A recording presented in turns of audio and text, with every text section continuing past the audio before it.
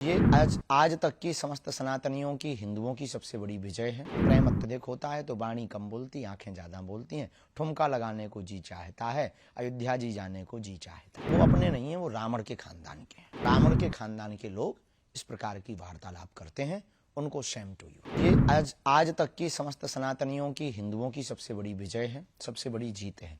यह उत्सव दीपावली से बहुत ज्यादा खास है। निश्चित ही कोई ऐसा अभागा होगा जिसको इस दिन का इंतजार ना हो। हमको तो है, राम भक्तों को भी है। केवल भारतीय को नहीं, भारतीय मूल के लोग जितने भी अन्य देशों में रहने वाले लोग हैं उनको भी है। तो जो है हमारा यही कहना है कि उस दिन दीपावली मनावे और उत्सव का उत्साह पूछो मत। प्रेम अत्यधिक होता है तो वाणी कम बोलती, आंखें ज्यादा बोलती हैं। ठुमका लगाने को जी चाहता है, अयोध्या जी जाने को जी चाहता है।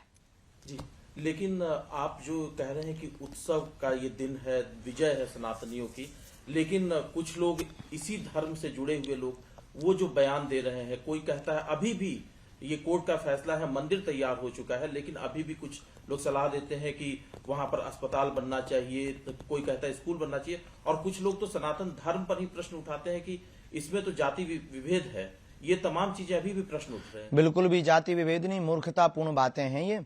और पहले तो उत्तर हम आपको ये दे देवे कि वहां पर अस्पताल वहीं पर क्यों बनना चाहिए। मस्जिदों पे बनवाओ, चर्चों पे बनवाओ। अस्पताल, विद्यालय आपको बनाने, हम इनके विरोध में नहीं, पर ये हम सबकी आस्था का केंद्र है। सबकी आस्था है, सबकी आस्था है तो हम राम भक्तों की भी आस्था है। हम राम भक्तों की आस्था है तो केवल यही राम भक्तों के मंदिर पर ही अस्पताल क्यों बनना चाहिए। अब रही बात कि अपने ही लोग टिप्पणी उठाते, आपने ऐसा कहा, तो वो अपने नहीं है, वो रावण के खानदान के हैं।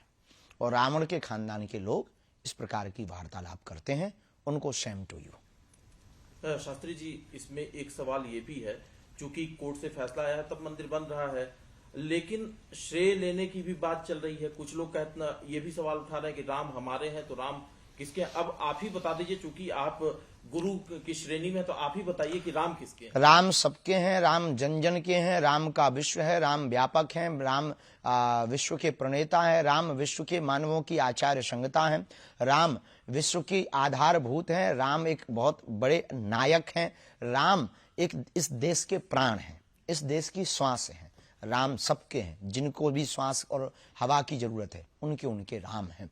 और रही बात जातिवाद के लिए राम मंदिर नहीं हो रहा, सबरी का मंदिर बन रहा, निषाद राज जी का भी मंदिर बन रहा, तो क्या ये जातिवाद के लिए बन रहा?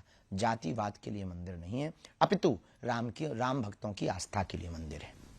एक बयान जो आया कि वो भगवान श्री राम को उन्होंने कह दिया कि वो तो क्षत्रिय धर्म के थे, मांसाहारी थे, इस तरह के भी भगवान श्री राम। बाद में उसने क्षमा मांगी। मूर्खतापूर्ण बातें हैं, राक्षस वृत्ति के लोग हैं। इस प्रकार के जो वार्तालाप, ना इन्होंने राम को समझा, ना रामत्व को समझा, ना राम तत्व को समझा, ना इन्होंने राम के बारे में पढ़ा, ना गढ़ा।